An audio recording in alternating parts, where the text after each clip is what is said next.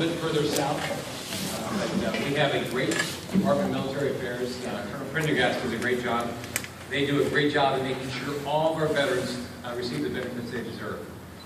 They're responsible for about 1.5 million veterans.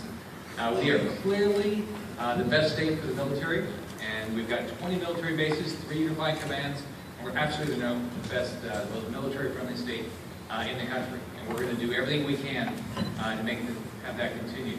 I recognize a couple people in the legislature. If they'll stand up, you've got Senator Elizabeth Benequisto, if you'll make sure. Hope everybody's back.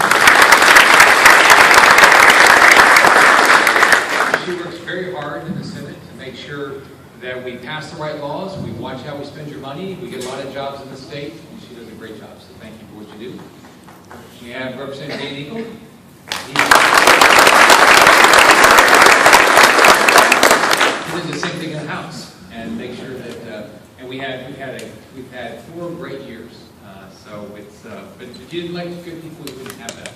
We also have Lee County Commissioner, Cecil Pendergrass.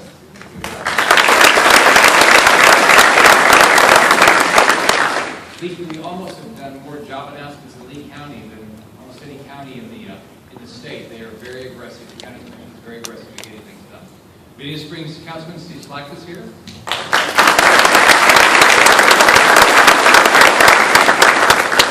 You probably know this, but we have the best National Guard in the United States. The first National Guard in the United States. The first muster was 1565.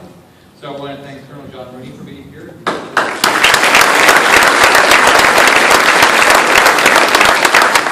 They are recognized as, if you wanted, whether it's an emergency or being deployed, our National Guard has been deployed over 100 times since 9/11.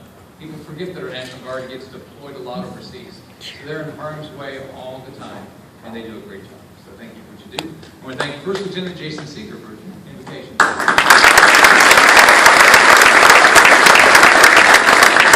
So I was very blessed. My mom, I don't know my natural father. When after I was born, a year or so later, my mom remarried. She married an 82nd Airborne He never tried to talk me into jumping out of a good plane. But he did all the combat jumps. He had a 6th grade education. He never thought he was going to come back alive. One of the neatest days of my life was my now 31-year-old daughter called me when she was 20. She was in St. Mary Blaise, close to Normandy, where he parachuted in behind enemy lines, and she found some information out about him, found a picture of her grandfather in the museum over there. And she was so proud because, as you know, most people that came back from the Second World War didn't get a lot of credit, and he's one of them. He never wanted it. He served the country, and he was willing to put his life on the line, and he did a great job. He wouldn't talk about it a lot. Try to get him to tell some stories, but he told me about one time that there was a big bridge being blown up, and he was so scared he started running the wrong way. And unfortunately, he turned around, and it was good for me. He turned around. I had the opportunity to be in the Navy. Go Navy. Boo. So I served active duty from 71 to 74, and then served reserves for 3 years. I had a great experience. But the freedoms and the opportunities that are afforded by the American dream were paid for by the service and sacrifice of you, our brave veterans. It is very important to frequently honor and give thanks to our American veterans. When I got out of the Navy in 74, you couldn't wear your uniform because people weren't that nice to you. There were signs. I was stationed in Rhode Island. There were signs, dogs and sailors stay off the grass. It wasn't a good time to be a sailor. They weren't very happy for us to be there. Today, in the great state of Florida and around our country, now we honor our veterans. We're very appreciative of their service, and they're willing to sacrifice, which they do and their families do. Our heroes have made countless sacrifices for Florida families. That's why we don't just wait for the holidays to thank our veteran men and women. We must take every opportunity possible to thank our heroes and tell them that we have much reverence for their service. I want to profile a couple people. First, a good Navy veteran, Russell Winfrey. Russell, you're ready to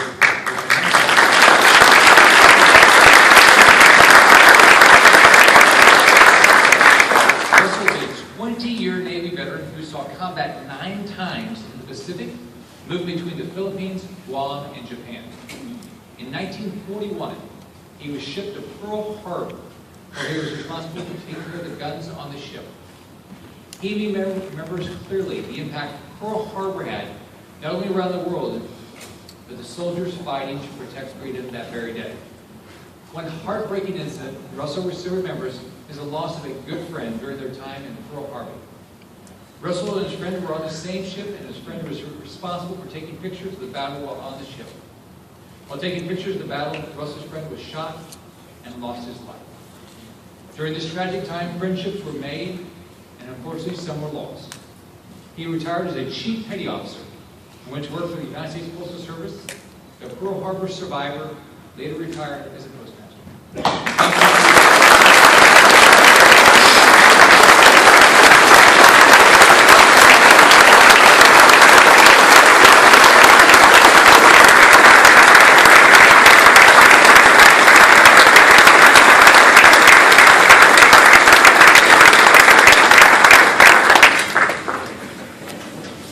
Another year, Mario Rossi. Raise your hand. He served in the Army, where he was assigned to 8th Infantry Division. In June of 1944, his division landed on Omaha Beach. He also fought in the Battle of Perkins, Forest, and the Battle of the Bulge. After he got out of the Army, Mario returned to college and started his own insurance company. He has since retired and now lives in the wonderful city of Bonita Springs. Mario, thank you for your service and your dedication to our state and to our country.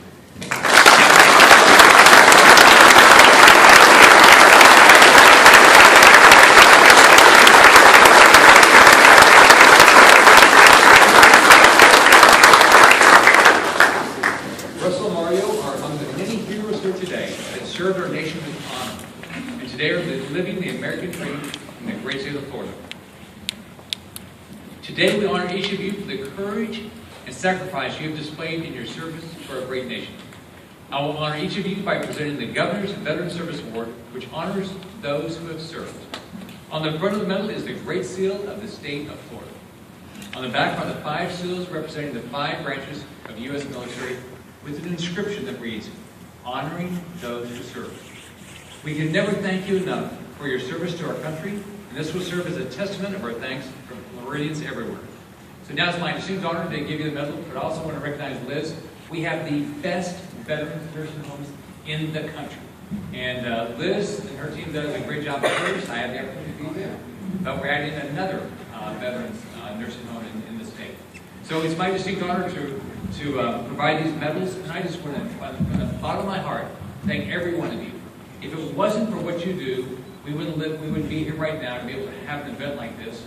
We wouldn't have the jobs we have, we wouldn't have the freedoms we have, the freedom of religion. All the freedoms we have is because you were willing to serve. Also, we have, I see, Representative Ray Rodriguez is here. Ray, if you'll stand up.